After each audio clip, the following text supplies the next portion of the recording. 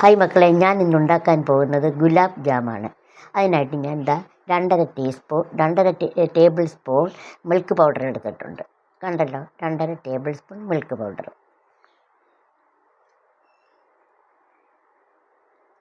4.5 tablespoon മൈദാപ്പൊടിയാണ്,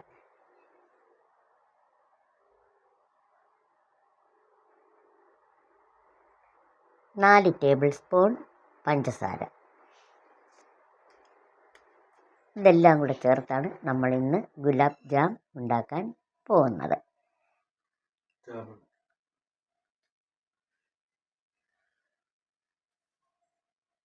ഇത് കുട്ടികൾക്ക്, അതായത് ഉത്തരേന്ത്യയിലൊക്കെ കൂടുതലായിട്ട് മധുരം ഉപയോഗിക്കുന്ന രീതി ചെയ്യും. ഇത് കുഴയ്ക്കുന്ന രീതി കാണിക്കാം. ആദ്യമായി മൈദ നിരത്തി വെച്ചിട്ട് അതിലോട്ട് നല്ല പരത്തി നിരത്തിട്ട് ശകലം വെള്ളം ഒഴിച്ചിട്ട് നടുക്ക് ഭാഗത്തായിട്ട് മിൽക്ക് പൗഡർ കൊടുക്കുകയാണ്. നടുക്കായിട്ട് കൊടുക്കുന്നുണ്ട്. നടുക്കായിട്ട് കൊടുത്തിട്ട് അതിനെ നമ്മൾ ഒന്നുകൂടെ പരത്തിയിട്ട് ശകലം വീതം വെള്ളം ഒഴിച്ച് ആ കുഴയ്ക്കുന്നതിലാണ് ഇരിക്കുന്നത്. അധികം വെള്ളമാകരുത്. നല്ല രീതിയിൽ മർദ്ദം കൊടുത്ത് അമർത്തി കുഴയ്ക്കുക. അപ്പോൾ അത് നല്ല രീതിയിൽ മർദ്ദം കൊടുക്കുമ്പോൾ അത് ഒന്നാകും. മൈദയും പാൽപ്പൊടിയും നല്ല രീതിയിൽ മിക്സ് ആകാൻ വേണ്ടിയാണ് മർദ്ദം കൊടുത്ത് അമർത്തി നമ്മൾ കുഴയ്ക്കുക. നന്നായി കുഴയ്ക്കുക. ആദ്യം വെള്ളമാകരുത്. നന്നായി കുഴച്ചെടുക്കുക. ആ കുഴപ്പിലാണ് കാര്യം ഇരിക്കുന്നത്. ഗുലാബ് ജാം ഉണ്ടാക്കുന്നതിന് മാവ് കുഴയ്ക്കുന്നതിലാണ് അതിൻ്റെ ട്രിക്ക് ഇരിക്കുന്നത്. അപ്പോൾ നല്ല രീതിയിൽ നമ്മൾ കുഴയ്ക്കുക. കണ്ടോ, മർദ്ദം കൊടുത്ത് ഉരുട്ടി കുഴച്ച് വയ്ക്കുക.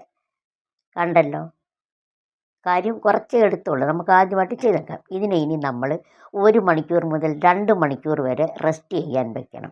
2 മണിക്കൂർ റെസ്റ്റ് ചെയ്താൽ വെക്കുമ്പോൾ നമുക്ക് നല്ല രീതിയിൽ അതുണ്ടാക്കാം. അതിന് ഞാനിതാ അടച്ചു വയ്ക്കുകയാണ്. ഇനി 2 മണിക്കൂറിന് ശേഷം അത് നമുക്ക് എടുക്കാം.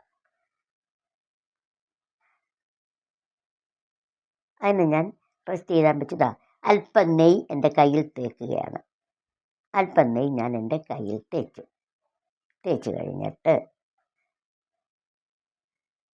2 മണിക്കൂറിന് ശേഷമാണ് ഞാൻ അടപ്പ് മാറ്റി കുഴച്ച് വെച്ച മാവ് ഞാൻ എടുക്കുകയാണ്.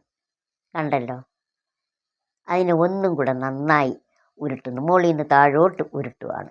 നന്നായിട്ട് നമ്മൾ ചപ്പാത്തിക്ക് ഉരുട്ടുമല്ലോ അതേപോലെ അതിൽ നിന്ന് നമ്മൾ ഗുലാബ് ജാം കണ്ടിട്ടുണ്ടല്ലോ, ഏറ്റവും വലുതുമല്ല ചെറുതുമല്ലാത്ത രീതിയിൽ നെല്ലിക്കായ കട്ടിച്ചുള്ള വലുതായിട്ട് നമ്മൾ മുകളിൽ നിന്ന് താഴോട്ട് ഇങ്ങനെ ഉരുട്ടി ഒരേ അളവിൽ ഉരുട്ടിയെടുക്കുക. കണ്ടല്ലോ, നെയ്യ് കയ്യിലിരിക്കുമ്പോൾ ആ നെയ്യിലെ മയത്തിൽ നമ്മൾ ഉദ്ദേശിക്കുന്ന രീതിയിൽ ഉരുട്ടി വരും. മുകളിൽ നിന്ന് താഴോട്ട് ഇങ്ങനെ നമ്മൾ ഉരുട്ടി ഓരോരോ കണ്ടോ ഉരുളകളാക്കി ഉരുട്ടി എടുക്കുക. അത് കംപ്ലീറ്റ് അങ്ങനെ നമുക്ക് ചെയ്യാം. ഇത് ഉത്തരേന്ത്യയിലാണ് സാധാരണയായി, ഉത്തരേന്ത്യക്കാരാണ് കൂടുതലായി മധുരം ഇത് ഉപയോഗിക്കുന്നത്. എല്ലാം ഞാൻ ഇതേപോലെ ഉരുട്ടിയിട്ടുണ്ട്. കണ്ടല്ലോ, ഇതെന്താണെന്നറിയാമോ? ചട്ടി ഞാൻ അടപ്പത്ത് വെച്ച് നമുക്ക് കുറച്ച് വെള്ളം ഒഴിക്കാം. 1/2 ഗ്ലാസ് വെള്ളം ഒഴിച്ചു. അതിലേക്ക് നമ്മൾ 4 ടേബിൾ സ്പൂൺ പഞ്ചസാരയാണല്ലോ എടുത്തത്. ആ പഞ്ചസാരയും കൂടെ ചേർത്ത് നമുക്ക് അതിനെ പാനിയാക്കാം. അതിന് വേണ്ടിയാണ്. അപ്പോൾ ഫ്ലെയിം കത്തിച്ച് ചട്ടി അടപ്പേ വെച്ചു, വെള്ളം ഒഴിച്ചു, പഞ്ചസാര ഇട്ടു. നമ്മൾ പഞ്ചസാര പാവ് കാച്ചുന്നു, അതല്ല എങ്കിൽ പഞ്ചസാര പാനിയാക്കുന്നു. ഏത് രീതിയിൽ വേണേലും പറയാം. കണ്ടോ, നമ്മൾ ചട്ടി അടപ്പയിൽ വെച്ചിട്ട് വെള്ളം ഒഴിച്ച് പഞ്ചസാര ഇട്ട് കൈ വിടാതെ അതിനെ ഇളക്കി പഞ്ചസാര പാനിയാക്കുന്നു. ഈ പഞ്ചസാര പാനിയാണ് ഇതിൻ്റെ പ്രധാനം. ഇതിലോട്ടാണ് നമ്മൾ സംഭവം ഉണ്ടാക്കി ഇടുന്നത്. അപ്പോൾ അത് നമ്മൾ പാനി കാച്ചി വെക്കാൻ പോവുകയാണ്. മറ്റേത് നമ്മൾ ഉരുള ഉരുട്ടി വെക്കുകയും ചെയ്തു. എന്നിട്ട് പാനി കാച്ചി വെച്ചതിന് ശേഷം ചീനച്ചട്ടി അടപ്പയിൽ വെച്ച് കുറച്ചെണ്ണ ഒഴിച്ചുള്ളൂ. ഇതാക്കൊണ്ടോ, ഒത്തിരി എണ്ണ എടുത്തില്ല, കുറച്ചെണ്ണ.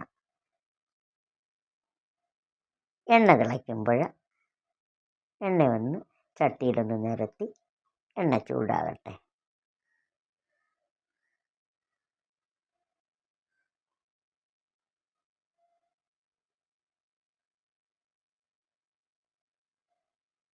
എണ്ണ നന്നായി ചൂടായതിന് ശേഷം നമുക്ക് ഓരോന്ന് വീതം കൈ പൊള്ളാതെ അടുപ്പിച്ച് വെച്ച് കൊടുക്കാം. എന്നാൽ പരസ്പരം തട്ടുകയും ചെയ്യരുത്. കണ്ടല്ലോ, അങ്ങനെ മാറ്റി മാറ്റി വെച്ച് കൊടുക്കുക. പാൽപ്പൊടിയും മധുരവും ചേർന്നത് കൊണ്ട് പെട്ടെന്ന് മുരിഞ്ഞ് കിട്ടും കേട്ടോ. അതുകൊണ്ട് നമ്മൾ ഫ്ലെയിം ഏറ്റവും സിമ്മിലേ ഇടാവുള്ളൂ, ഏറ്റവും കുറഞ്ഞ ഫ്ലെയിമേ കൊടുക്കാവുള്ളൂ. അതുപോലെ തന്നെ നമ്മൾ കുറേ നേരം അങ്ങ് വെയിറ്റ് ചെയ്തിട്ടിരിക്കരുത്, കാരണം പെട്ടെന്ന് മൊരിയും. പാൽപ്പൊടിയും മധുരവും ഉള്ളതുകൊണ്ട് ഈ ഉരുളയ്ക്കകത്ത്, അതുകൊണ്ട് നമ്മളത് ശ്രദ്ധയോടെ ഇരിക്കുക. മറ്റു പലഹാരങ്ങൾ എണ്ണയിലിട്ട് മൊരിയുന്നിടം അത്രയും സമയം ഇതിന് വേണ്ടി വരത്തില്ല. പയ്യെ ഓരോന്ന് നമ്മൾ മറിച്ച് കൊടുക്കുക. കണ്ടല്ലോ, ഒന്ന് മാറ്റി മാറ്റി ഒന്ന് വേവത്തക്ക രീതിയിൽ നമ്മൾ പയ്യെ പയ്യെ പരസ്പരം തട്ടാതെയും എന്നാൽ അത് വേവുകയും വേണം, ആ രീതിയിൽ നമ്മൾ ക്രമീകരിച്ച് കൊടുക്കുക. ഈ കാണുന്നത് പോലെ ചെയ്യുക. കണ്ടോ, നമ്മളിട്ട് അത്രയും ഭാഗം കണ്ടോ മൊരിയും. അതാണ്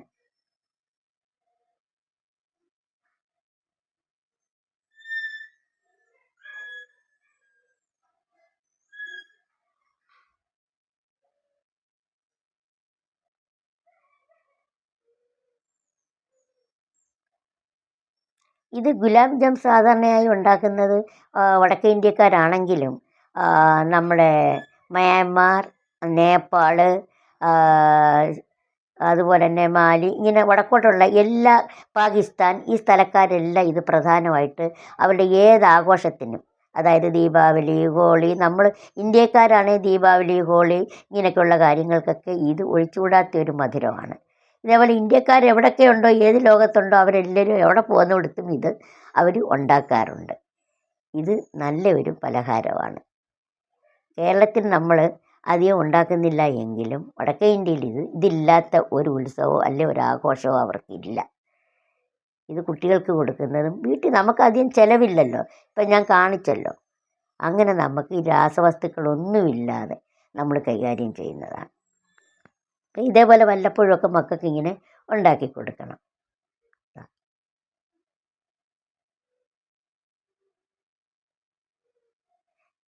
രസഗുള ഇതിൻ്റെ വേറൊരു വകഭേദമാണ് കേട്ടോ.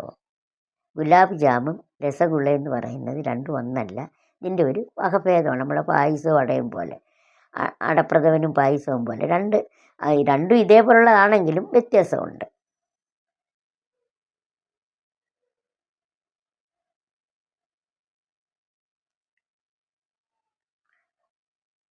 നമുക്കിപ്പോൾ കേരളത്തിലെ ഹൈപ്പർ മാർക്കറ്റുകളിലെല്ലാം ഇത് സുലഭമാണ് അല്ലേ. ഉത്തരേന്ത്യൻ സ്വീറ്റ്സ് എല്ലാം നമുക്കിപ്പോൾ സുലഭമാണ്. ഇതെല്ലാം നമുക്ക് മേടിക്കാൻ കിട്ടും. പക്ഷേ അതിനകത്ത് ഇൻഗ്രീഡിയൻസിലെ കെമിക്കൽസൊക്കെ കാണും. നമ്മളുണ്ടാക്കുന്നതിൽ കെമിക്കൽസിൽ എല്ലാം തയ്യാറാക്കി കഴിഞ്ഞു. ഇനി ഇത് ഒന്നും പൊട്ടിയിട്ടില്ല. ഇതാ കണ്ടോ, നല്ല രീതിയിലെല്ലാം ഒരേ മേനിയിൽ വറുത്ത് കോരിയിട്ടുണ്ട്. ഇതിനി നമ്മൾ ചെയ്യുന്നത് ആ പഞ്ചസാര പാനി തണുത്തതിന് ശേഷമേ അതിലിടാവുള്ളൂ. തണുത്ത പഞ്ചസാര പാനിയിലാണ് നമ്മളിത് ഇടേണ്ടത്. ഇതാ തണുത്ത് വെച്ച്, അതാണ് നമ്മൾ നേരത്തെ അത് പാവ് കാച്ചി വെച്ചിരുന്നത്. അതിലോട്ട് ഇടുകയാണ്. വളരെ എളുപ്പം ഉണ്ടാക്കാവുന്നതും ചിലവ് കുറഞ്ഞതുമായ ഒരു പലഹാരമാണ് ഗുലാബ് ജാം. മേടിക്കാൻ ചെല്ലുമ്പോഴോ നല്ല വിലയുമാണ്.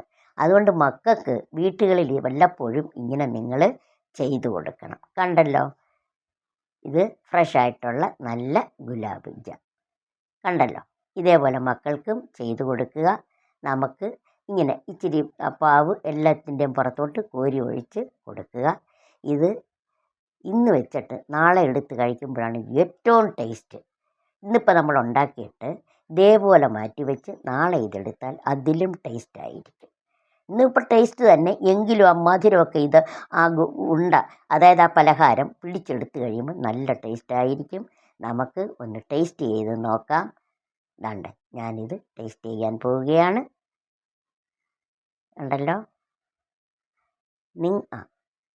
ഹായ്, നല്ല ടേസ്റ്റ് ഉണ്ട്, നല്ല ടേസ്റ്റ് ഉണ്ട്. ഇതേപോലെ നിങ്ങളും നല്ല ടേസ്റ്റ് നല്ല ടേസ്റ്റ്. ആ നല്ല ടേസ്റ്റ്. ആ പഞ്ചസാര പാനിക്കും എല്ലാം നല്ല ടേസ്റ്റ്. കണ്ടല്ലോ. ഇതേപോലെ നിങ്ങളും നിങ്ങളുടെ മക്കൾക്ക് ഉണ്ടാക്കി കൊടുക്കണം. ഇഷ്ടപ്പെട്ടു എങ്കിൽ ലൈക്ക് ചെയ്യണം, സബ്സ്ക്രൈബ് ചെയ്യണം. വീണ്ടും വരുവോളവും മറ്റൊരു റെസിപ്പിയായിട്ട് വരുവോളവും